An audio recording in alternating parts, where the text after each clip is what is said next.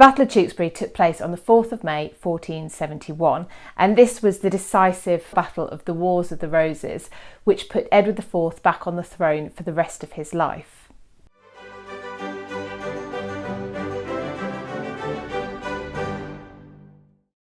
Edward had won at the Battle of Barnet on the 14th of April, which we covered in a previous episode.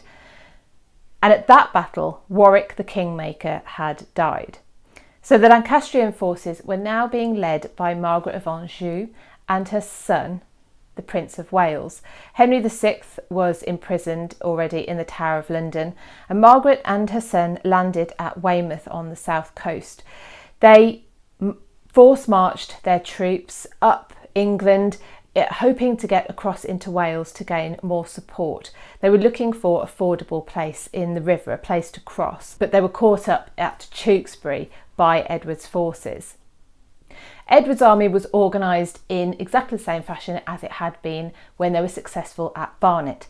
It was divided into 3 sections. Edward led one, Lord Hastings led another, and Edward's brother, the Duke of Gloucester, Richard, Duke of Gloucester, the future Richard III, led the 3rd Division. Battle commenced in the morning of the 4th of May 1471, and Edward's forces went immediately on the attack.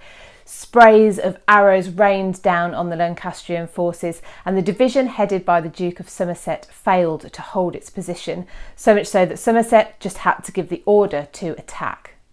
Somerset's division ran headlong into that headed up by Edward IV, which managed to force them back up the hill towards their own lines. At this point, 200 pikemen, which had been stationed in a nearby wood by Edward and told to enter the battle when they saw that they could do the most good, if you like, or damage, depending on which way you look at it, came into the battle, attacking Somerset's troops from the side. That division just dispersed. It was in disarray, which precipitated the collapse of the entire Lancastrian army on the field. Prince Edward most likely died on the battlefield as the commanders and troops scattered and tried to flee. Many, including Somerset, looked for sanctuary in nearby churches, including the Abbey Church, where Margaret possibly watched the battle. The 15th century chronicler Warkworth records Edward coming directly from the battlefield and marching to the Abbey Church, intent on killing any of his enemy that he found there. But when he reached the church, the abbot, who had been singing mass at the high altar, ran down the entire length of the Abbey Church, holding up the Holy Sacrament and pleading with the king that there would be no bloodshed in the church. But a trial 2 days later, on the 6th of May, found those who had been taken from the church and put into prison guilty of treason, and they were beheaded at Tewkesbury Cross.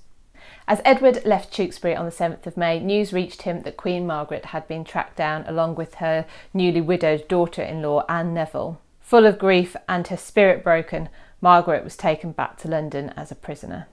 It wouldn't be too long before Margaret also found herself a widow, but we're covering that story in an episode in 2 weeks' time. The Battle of Tewkesbury was the final and decisive battle of the Wars of the Roses, or at least this stage of the conflict. It was the last for Edward IV, but not for his younger brother Richard, Duke of Gloucester, who would find himself once again pitched against a Lancastrian army 14 years later, in August 1485 at Bosworth against Henry Tudor. Edward, Prince of Wales, is buried in Tewkesbury Abbey, and above him on the ceiling you will see the Sons in Splendour emblem.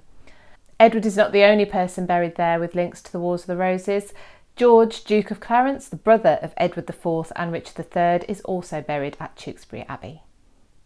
And if you're lucky enough to catch it, there is a reenactment of the Battle of Tewkesbury each year, which is a fabulous weekend and a great day out if you can make it.